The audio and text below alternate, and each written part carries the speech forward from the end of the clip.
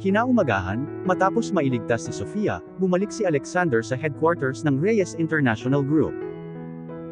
Nagpalakpakan ang lahat nang pumasok siya sa building.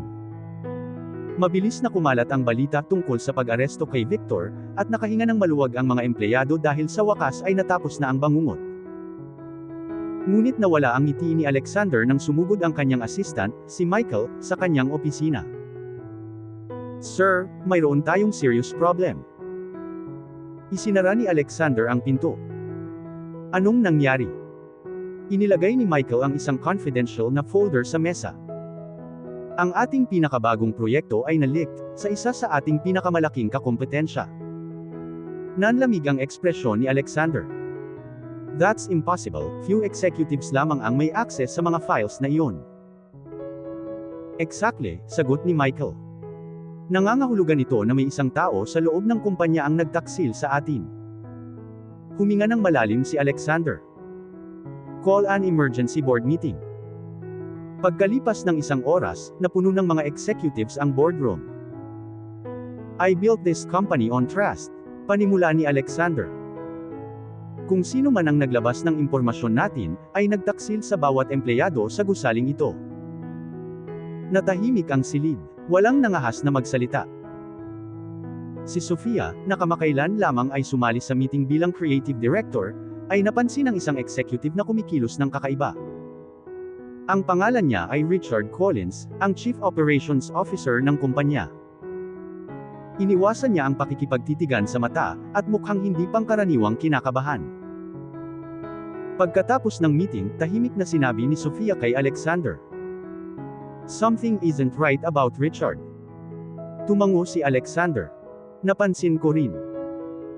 Nang hindi inaabisuhan ng sinuman, hiniling ni Alexander kay Michael na mag-imbestiga.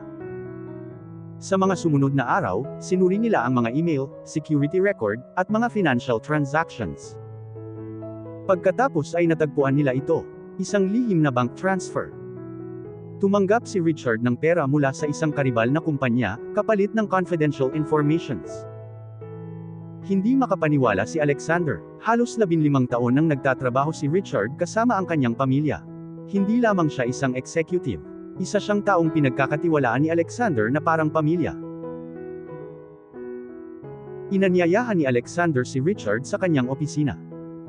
"Alam ko na ang lahat," mahinahong sabi ni Alexander. Yumuko si Richard. "Pasensya na." "Bakit?" tanong ni Alexander. "Nagtiwala kami sa iyo." Bumuntong hininga si Richard. "Kailangan ng anak ko ng mamahaling pagpapagamot. Desperado na ako, may nag-alok sa akin ng pera, at nagkamali ako ng pagpili." Nanatiling tahimik si Alexander ng matagal. Naintindihan niya ang sakit na nararamdaman ni Richard. Pero alam din niya na may kahihinatnan ang pagtataksil. "Dapat humingi ka sa akin ng tulong," malumanay na sabi ni Alexander. "Sa halip, pinili mong pagtaksila ng lahat ng naniniwala sa iyo." Napuno ng luha ang mga mata ni Richard. "Alam ko." Agad na nag-resign si Richard, at pumayag na makipagtulungan sa investigasyon. Habang palabas siya ng building, hindi naramdaman ni Alexander ang tagumpay. Nalungkot lang siya. Nang gabing iyon, natagpuan siya ni Sofia na nakatayo mag-isa sa rooftop, nakatanaw sa lungsod. "Tama ang ginawa mo," malumanay niyang sabi. Umiling si Alexander. Ang pamumuno ay hindi lamang tungkol sa paggawa ng mahihirap na desisyon. Minsan, tungkol ito sa pagkawala ng mga taong pinapahalagahan mo. Hinawakan ni Sofia ang kanyang kamay. At minsan, tungkol ito sa paghahanap ng lakas para magpatuloy. Ngumiti si Alexander. "Hindi ko alam kung ano ang gagawin ko kung wala ka." Tumingin si Sofia sa mga mata nito. "Hindi mo na kailangang malaman pa." Nang sandaling iyon, dumukot si Alexander sa kanyang bulsa. Kumuha siya ng isang small velvet box. "Sofia." Tumingin siya sa kanya nang may pagtataka. "Nakaharap ko na ang mga kaaway, pagtataksil, at panganib. Sa lahat ng ito, hindi ka umalis sa tabi ko." Dahan-dahan niyang binuksan ang box. Sa loob ay isang magandang singsing na diamante. "Sofia Martinez, will you marry me?" Napuno ng luha ang mga mata ni Sofia, bago pa siya makasagot. Dahil sa eksaktong sandaling iyon, isang putok ng baril ang umalingaw sa buong rooftop. For a moment, everything stopped. Gulat na tiningnan ni Sofia si Alexander. Alexander, bago pa siya makagalaw. Hinila siya ni Alexander papasok sa kanyang mga bisig, at tumalikod sa direksyon ng tunog. Nalagpasan lamang sila ng bala ng ilang pulgada, at tumama sa dingding sa kanilang likuran. Sumugod ang mga security guard sa rooftop. Sir, ayos lang po ba kayo? Hindi agad sumagot si Alexander.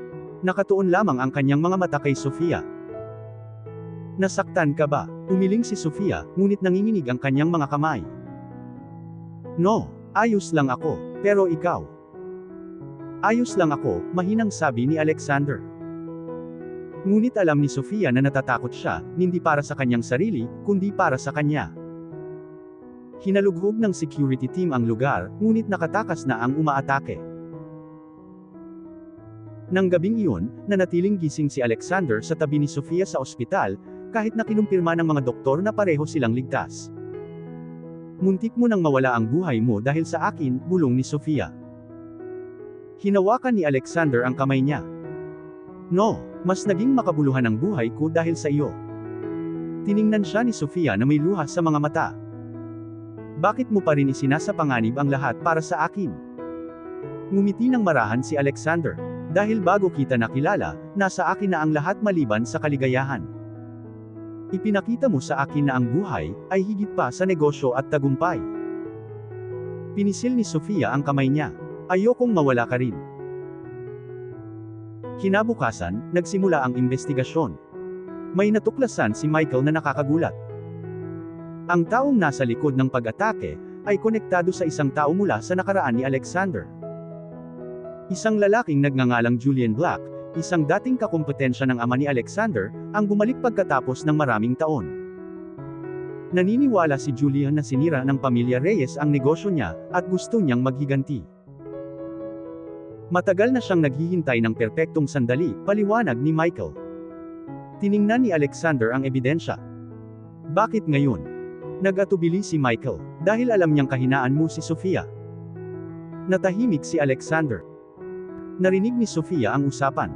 Hindi ako ang kahinaan mo, Alexander. Tiningnan niya ito. Alam ko, humakbang siya palapit. Ako ang dahilan mo para lumaban. Ang mga salitang iyon ang nagbigay kay Alexander ng lakas. Sa halip na itago si Sofia, nagpasya siyang harapin ng direkta ang panganib. Nagsagawa siya ng isang press conference, at inanunsyo na ang Reyes International Group ay hindi ko kontrolin ng takot o mga banta. Hindi natin mapipili ang mga challenges na darating sa ating buhay, sabi ni Alexander. Pero mapipili natin kung paano natin haharapin ang mga ito. Hinangaan ng publiko ang kanyang katapangan. Nakatayo ang mga empleyado sa likuran niya, at si Sofia ay nakatayo sa tabi niya. Ngunit si Julian ay nanunood. Nagalit siya nang makita silang magkasama. Sa tingin nila ay nanalo na sila, sabi ni Julian. Isang mapanganib na ngiti ang lumitaw sa kanyang mukha. Pero hindi pa nila alam ang pinakamalaking sekreto. Nang gabing iyon, nakatanggap si Sofia ng isang anonymous letter. Namutla ang kanyang mukha habang binabasa niya ang message. Sa loob ay isang picture mula pa noong mga nakaraang taon. Isang picture na nag-ugnay sa kanyang pamilya sa pamilya ni Alexander sa paraang hindi nila inaasahan. Tiningnan ni Sofia ang picture at bumulong. Hindi ito maaaring totoo, dahil ang sikretong itinago sa loob ng maraming taon, ay maaaring magpabago sa lahat tungkol sa kanilang pag-ibig.